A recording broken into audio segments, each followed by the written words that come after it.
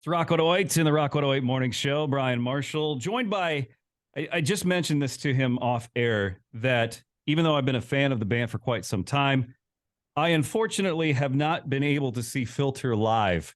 There's been three shows that the last time, and it marks today, 9 years ago, that Filter was in Iowa. It's been a while since they've been back through. I welcome Richard Patrick of Filter. Welcome to the Rock 108 Morning Show. Thank you so much for having me. I really appreciate it. I am super stoked. We got the new copy of Obliterated, and I Obliteration. Obliteration.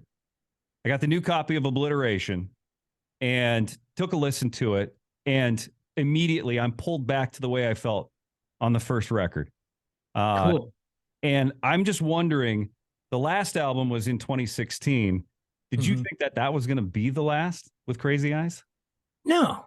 But I did start a whole new career in movie score, composing, film composing. And so that's why it took 7 years for us to completely do a record. There's a couple of drawbacks as well. We were trying to do this record called Short Bus, and it fell apart because of the Pledge Music debacle. But once that that slowed us down a little bit, but then I just kept pounding I just kept working my way through it, and here we are. It's coming out August 25th, The Algorithm. And it features not only Obliteration, but Face Down as well, which I thought, when I heard that track, I was like, wow, there's some real grit here. What else is on the album that you've been working on? Oh, there's a ton of there's so many different songs on it. It's like a Filter record, but it harkens back to like the algorithm or the amalgamate or title of record or Short Bus. It kind of comes from that generation, that kind of mindset on record making. It's basically, I bought a studio and I learned how to use it, and I kind of got rid of the middlemen that were in my life as far as production and stuff like that. I kind of got rid of engineers and everything, and I sat there and I learned how to do everything on my own. And after kind of spending maybe doing like 10 or 15 songs that way, I started working with other people as well. Zach Monowitz is a guitar player that I love, that I worked with. Sam Tenez, who's a great songwriter, and his friends Mark Jackson and Ian Scott worked on the record with me. And then Brian Leesgang did 2 songs with me, my old compadre from Short Bus. So I just kept the creative juices flowing by working with as many people as I could, as well as just spending a lot of time by myself, and I think it was the time by myself that kind of culminated the whole thing into sounding similar to title of record and Amalgama, because those early records were a lot of me like pouring my heart out and kind of getting my way in the studio. Right. When you bring in people from the outside, even though they can listen to your previous works, how do you convey what you want as the sound of Filter to somebody else, especially musically? Well, Sam Tenez and Mark Jackson and Ian Scott, they were huge Filter fans to begin with, so they knew exactly what kind of what kind of guitar playing we do. They understood the chord structures that I kind of like. I love drop D is my favorite key to sing in, and what was I saying? You were talking about how they kind of knew how to play the way that you. Yeah, they were like, well, I grew up like Mark is like 20 years younger than me, and he's like, well, I grew up on Short Bus and title of record, so I want to do something like that. And I'm like, great. It saves it makes the talking shorthand, like, hey, remember that time, title of record? Yeah, remember that? Okay, well, let's do something like that. Okay, cool. Like, he understood where to go. Richard Patrick of Filter joining us on the Rock 108 Morning Show. So, but by no means are you trying to copy your previous work. Hell no. With the algorithm. You're taking kind of a different approach. What's the concept? What's the idea of the algorithm? Basically just getting back to business and just making music that really makes your head move, like music that like you want to hear when you're driving, Yeah. or when you're working out, or when you're like really active, kind of attention grabbing, music that demands that you listen to it. And that's pretty much it. Just what was the question again?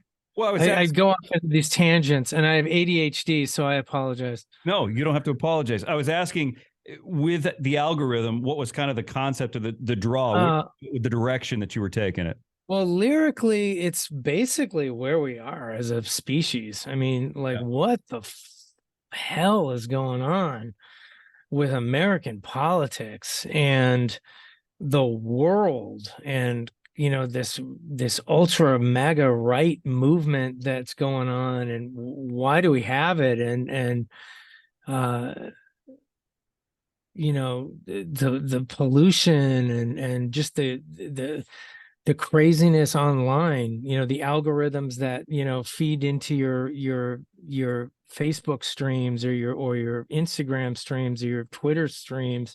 Like, what are those algorithms doing? And like, are they affecting? I mean, we know that studies show that it hurts children, you know what I mean? I don't know.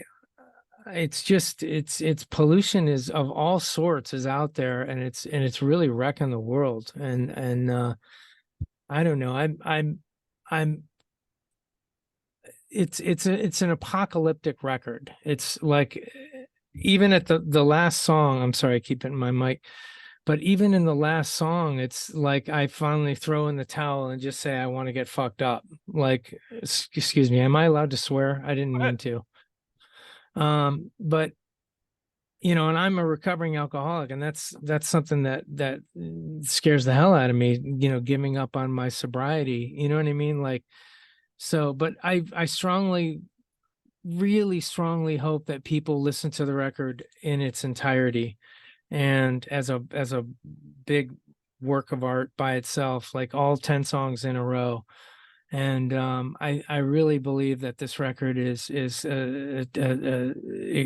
harkens back to Title of Record and Amalgama and Short Bus, those first three on Warner Brothers, and I'm really excited for it. To that point that you just made, what is your concern about how AI can be involved in music going forward? I haven't really experimented too much with it.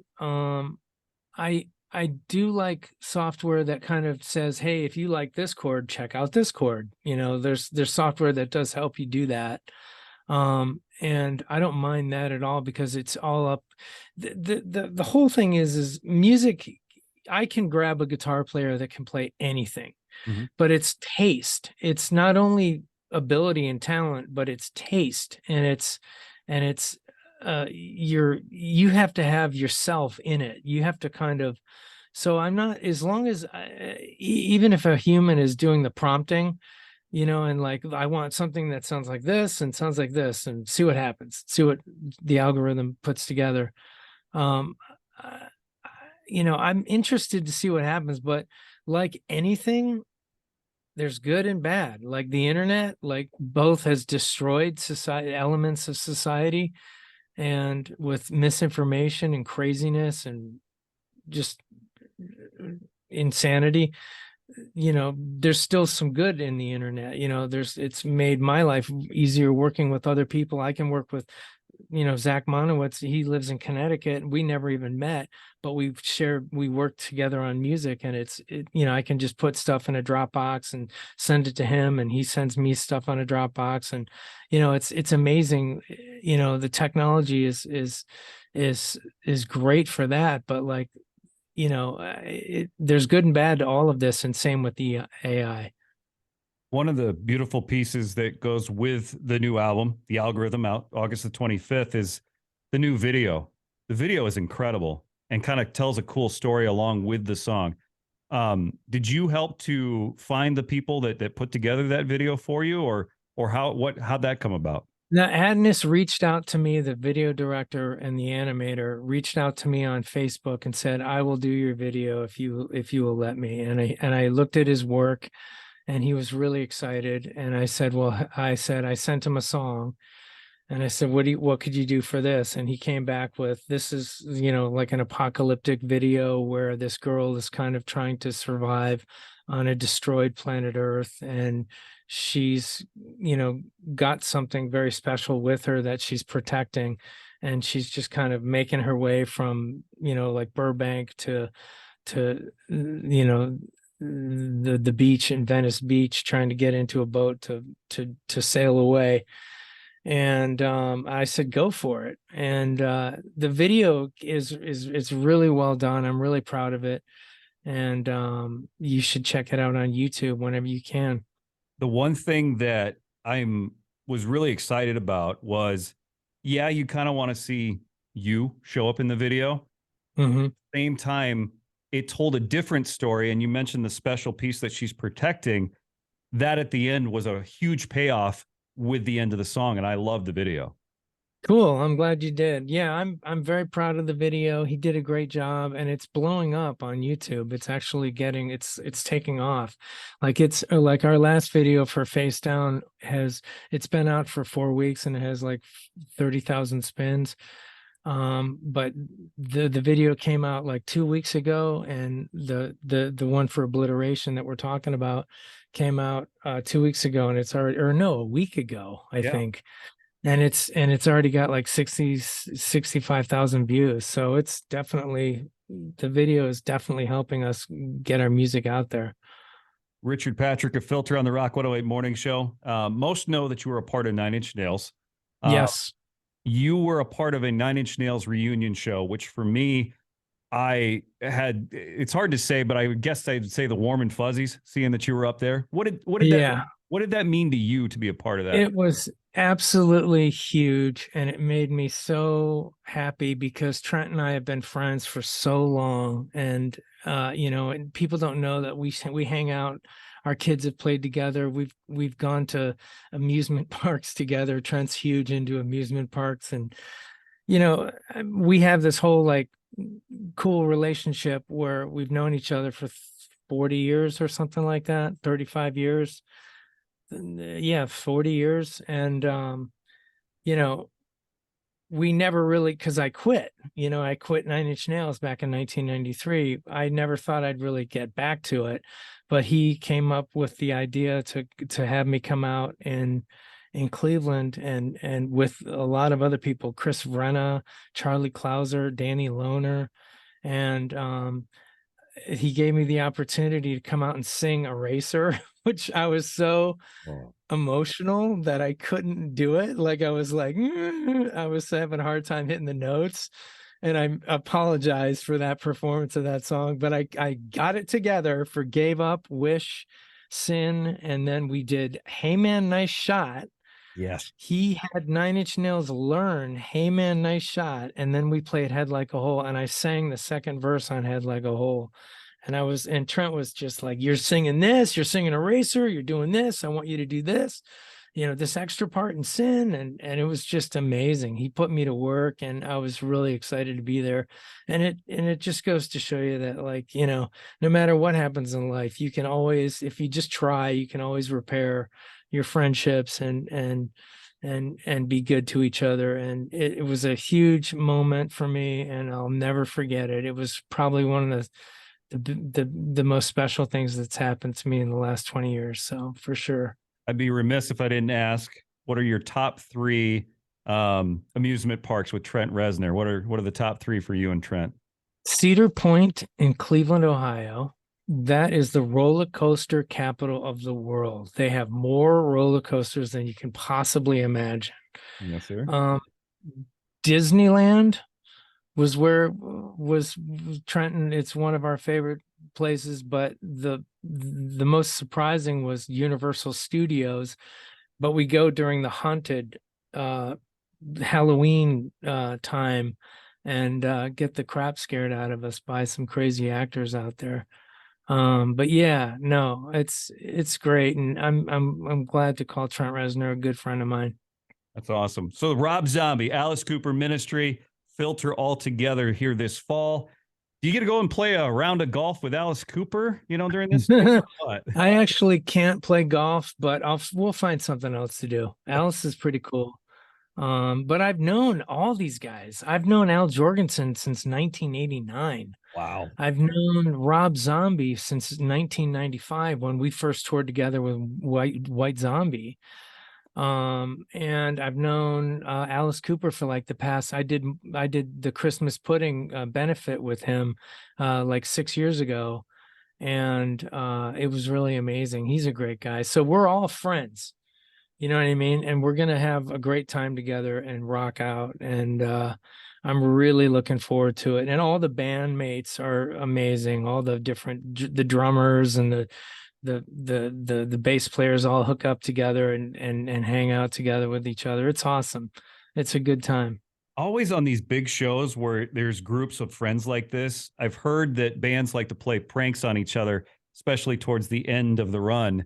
Mhm. Any cool pranks that you pulled on opening acts or had pulled on you over the course of years? I don't know if I can say it on the radio, but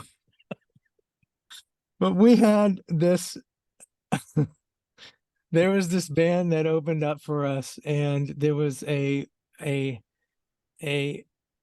don't know where it came from, but there was another band that had male like dildos. Can I say that on the air? We'll make it work.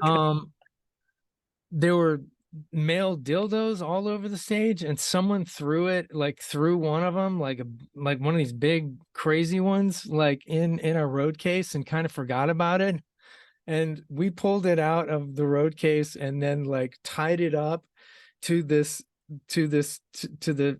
top of the stage, like where the rafters are, and we tied it in such a way that it was hidden, but like when you pulled the string, it came swinging down during the middle of the show. And so this opening band that's rocking out, and our crowd was okay with them, and they were doing good, but like they're in this really like intense part of the show, and they're really playing. All of a sudden, this big, gigantic 2.5 foot dildo just swings down into the stage right next to the singer, and it was just hysterical. And all the fans were laughing, and it was really funny. Richard Patrick on the Rock 108 Morning Show. I think that is my favorite prank I've ever heard. Yeah, on another band. it was incredibly funny. I mean, it was really, really funny. And they couldn't take them. Pranks have happened to me, and I get pissed. Like sometimes I'm like, come on, guys, I'm trying to do my job, I'm trying to sing. But I'm sure that we're going to get pranked on Alice Cooper, the Rob Zombie Alice Cooper Ministry tour. I hope it doesn't, happen until like the very last show in Phoenix. So, because they have a good sense of humor. I was going to say, you guys are all friends. So the hard part's going to be not pranking each other every night. Yeah, I'm not a big prankster, Okay. but my crew, they are. So, watch out. If anything happens to Filter, we're gonna be prepared, because we will respond. You heard it here, folks. A new album, The Algorithm, out August the 25th. Obliteration and Face Down featured on that. Not only on tour with Rob Zombie, Alice Cooper, and Ministry here this fall. Any solo dates coming up? Because I did see a set list from a solo show, and I was like, oh, that's nice. Oh yeah, there's definitely some solo shows. There's a few, we call them like we do a few headlining shows right before we go on tour with someone else, just because we like to like make sure that we're well rehearsed and ready to go. And there's definitely, just check out the website officialfilter.com/tour, and you can see where we're playing, and hopefully we're playing near you soon. Richard Patrick of Filter. I'm going to check you off my bucket list and see Filter here in 2023 or 2024. You got it. That sounds fantastic.